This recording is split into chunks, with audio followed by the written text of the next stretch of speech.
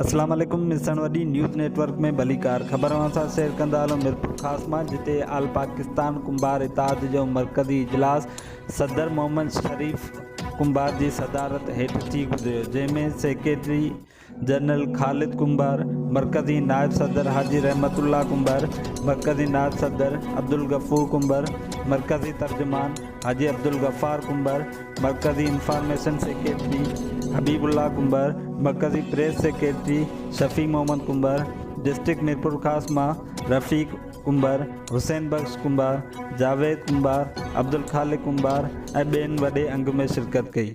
जॾहिं त इतफ़ाक़ राय सां फ़ैसिलो कयो वियो त आल कुंभार इत्तेहाद में बीहंदड़ सभिनी उम्मीदवारनि खे मुकमल सपोर्ट कई वेंदी।